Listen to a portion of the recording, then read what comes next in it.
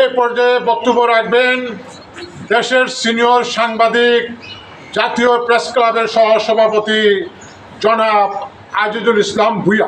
সম্মানিত সভাপতি, অনুষ্ঠানের প্রধান অতিথি, আমাদের বুদ্ধিবৃত্তি চর্চা অগ্রজ নান্দনিক নেতা অধ্যাপক ডক্টর সৈয়দ আনোয়ার হোসেন, মঞ্চবিষ্ট অতিথিবৃন্দ, আমার ভাই ও বোনেরা, আফজাল ভাইকে ধন্যবাদ।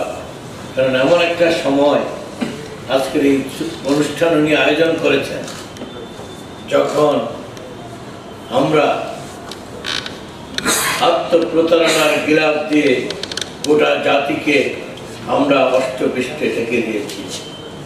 ছল চাতুরির কফিন দিয়ে আমরা দাফন করে দিয়েছি আমাদের যা কিছু ইতিহাস, যা কিছু ঐতিহ্যের, যা কিছু গর্বের আফজাল ভাইয়ের অনুষ্ঠান।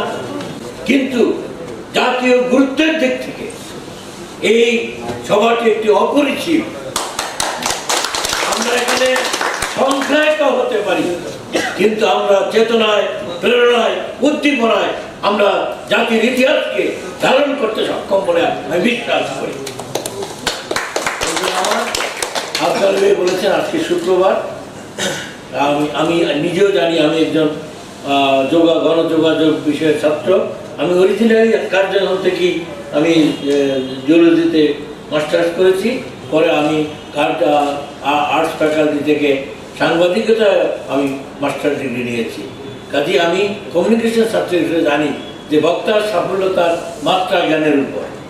আমি আপনাদের এখানে যদি বসে অনেক বক্তৃতা দিতে থাকি তাহলে এটা যে আপনারা কীভাবে গ্রহণ করবেন সেটাই ভালো করেই বুঝি। আজকে যখন আফজাল ভাই আমাকে বললেন যে প্রধান অতিথি আমার সঙ্গে আসবেন, আমি নিশ্চিত হয়ে বলেছি উনি আমাদের এই কমিউনিটির, আমাদের সাংস্কৃতিক, সাহিত্যিক, সাংবাদিকতা, এই কমিউনিটির উনি একজন জনপ্রিয় মুখ, নান্দনিক মুখ।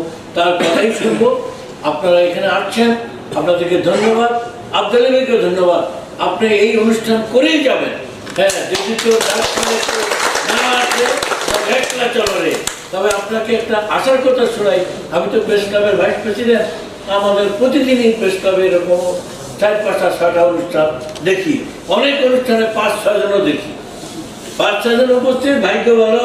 ওই মন্ত্রী আসলে 2-4 জন, মিডিয়া লোকটোক আসে, টিভি আছে, এইসব মিলে 18-19 জন এরকম লোকের অনুষ্ঠান আমি দেখছি। সেই তুলনায় আপনারা এখানে যে বিদগ্ধ যেমনটা এসেছেন তার একটা সংখ্যায় কম না। আপনাদেরকে এখানে আসার জন্য ধন্যবাদ।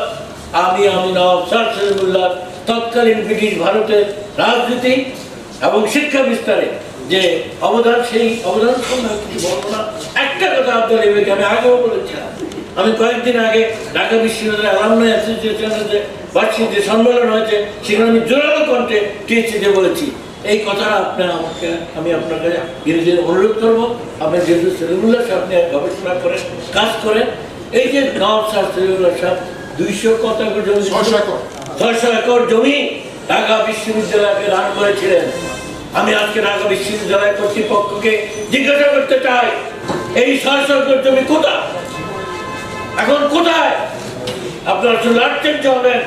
অনেক তোমরা অনেক তন্ত্রীরা এই জায়গা বিভিন্ন কৌশলে দখল করে নিয়েছে। আজকে ঢাকা বিশ্ববিদ্যালয়ের পজিশনে নেই। আমি যখন সিনেট সদস্য ছিলাম, সিনেটে আমি বক্তব্য দিয়ে একটি কমিটিও করেছিলাম, তদন্ত কমিটি, অনেক কিছু উদ্ঘাটন করেছিলাম। কিন্তু সেই তদন্ত কমিটিকে আমরা যখন চলে আসলাম আর এগিয়ে নিয়ে যেতে দেওয়া হয় নাই। আমি আপনাদেরকে প্রশ্ন করতে চাই, অনুরোধ করতে চাই আফজাল ভাইকে একটি উদ্যোগ নেন, একটি আন্দোলন করে তুলুন যে ঢাকা বিশ্ববিদ্যালয়ের জমি আজকে তারা দখল করেছে। আমরা শুধু আর্থিক জন্য যে বেলি রোড, বিনসু রোডের অনেক জমি ঢাকা বিশ্ববিদ্যালয়ের জমি, এটা অবৈধভাবে দখল করা হয়েছে, কোনো দলিল পর্যন্ত করা হয় নাই। কাজে আমি এই অনুষ্ঠান থেকে আমি দৃঢ় কণ্ঠে দাবি জানাবো নওয়াব স্যার সলিমুল্লাহ দেওয়া সমস্ত জমিগুলি যাতে ঢাকা বিশ্ববিদ্যালয় পুনরুদ্ধার করতে পারে তার জন্য আন্দোলন গড়ে তোলা উচিত এবং আফজাল ভাই সেই আন্দোলনের নেতৃত্ব দেবে। আমরা সেই মিছিলে থাকবো এই আশা করে বক্তব্য শেষ করছি। ধন্যবাদ।